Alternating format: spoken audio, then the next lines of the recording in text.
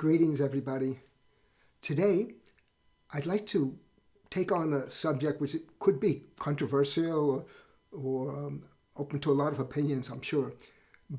And also, as I take on this work, I'm not representing anybody, not any religion or organization or anybody. This is my personal belief. So the question is, does it really matter how we address God? Because there are so many different ways that people look upon God. They have different names. They call him Krishna, they call him Allah, Jesus, Buddha, whatever. There's so many prophets that people have. So each person generally has one particular one. In Sanskrit, that's called the Ishta, your dearest one, the dearest one, how you think about God. So it doesn't matter which one you have. Someone has this one, someone has that one. Doesn't matter. So my answer is, ultimately, it doesn't matter. And the reason for that is behind all the forms, behind all the names, behind all the conceptions that we have of God, God is beyond any name, beyond any form, beyond any conception.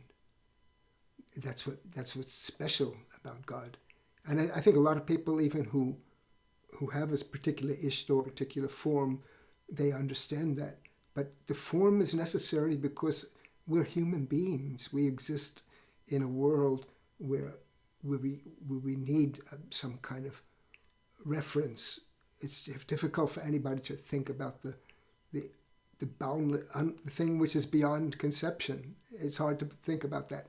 So that's why these Ishta concepts exist. The Ishta Devata, the God as your personal God exists. So does it matter?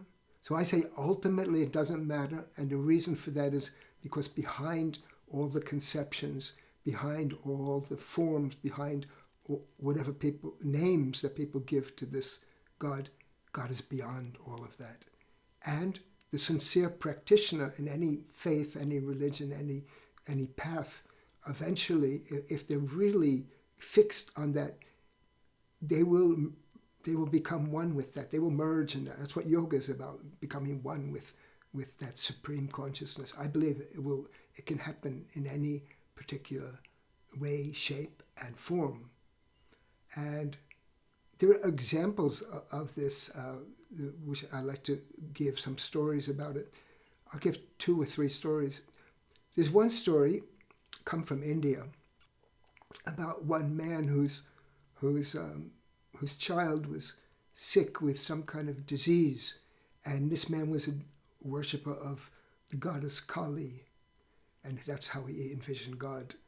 So he went to the temple, and he prayed and prayed all night, for a remedy, Kali, to save his child. And then eventually he fell asleep.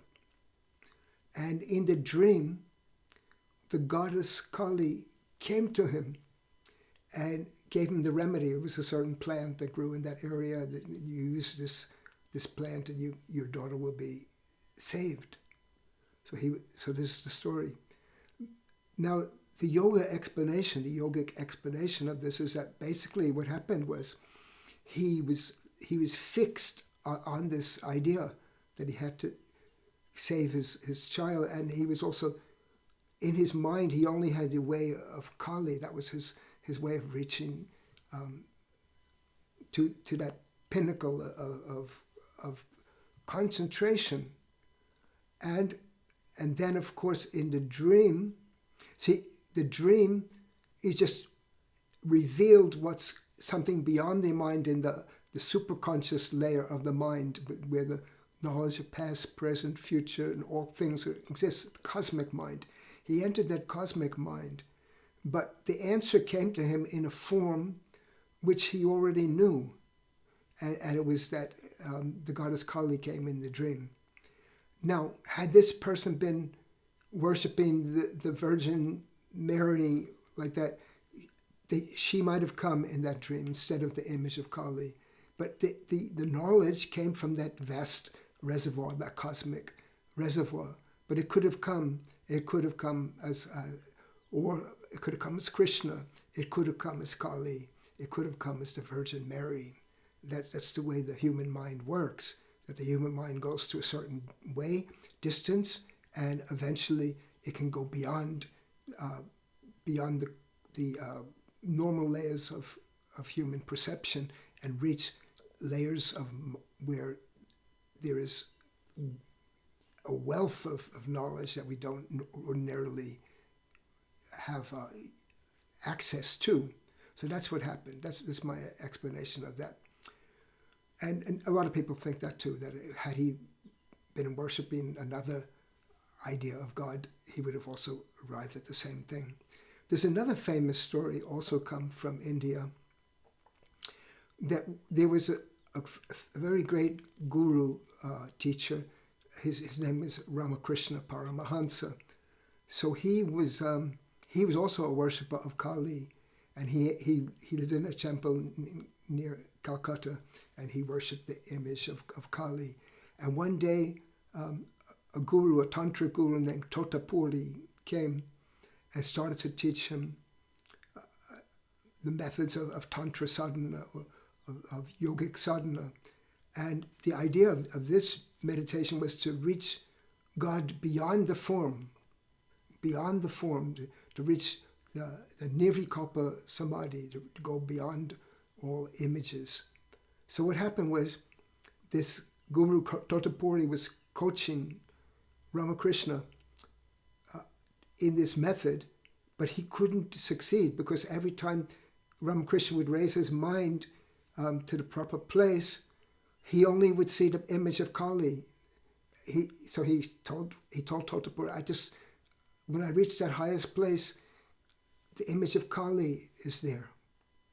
So what happened was, Totapuri looked down on the ground and he saw a piece of glass, and he took that piece and he stuck it, while Ramakrishna's meditating, he took that piece here and just made a cut. And Ramakrishna later said that what happened was, when that happened, he cut the image in his mind, and then he reached that formless state. And he was in a state of this samadhi for a long time. And later Totapuri remarked that it took him 40 years to reach that, but Ramakrishna reached it in one afternoon. So that's how great of a spiritual aspirant he was. But the point is, behind the form is something formless.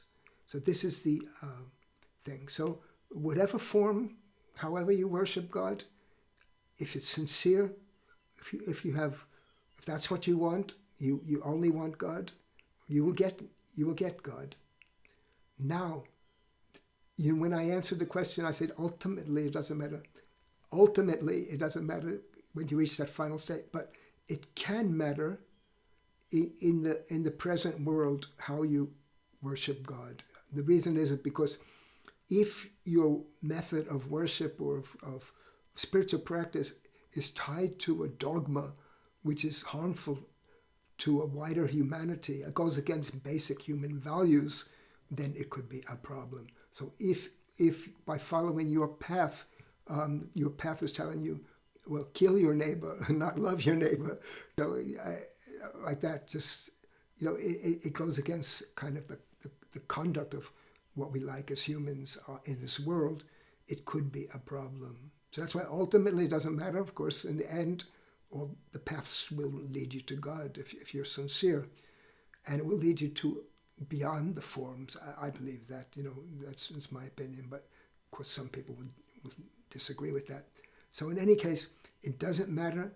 You should be a sincere follower of God, but if there's any dogma, any social practice which is not helpful for the all-around development of humanity, then you have to be careful about that.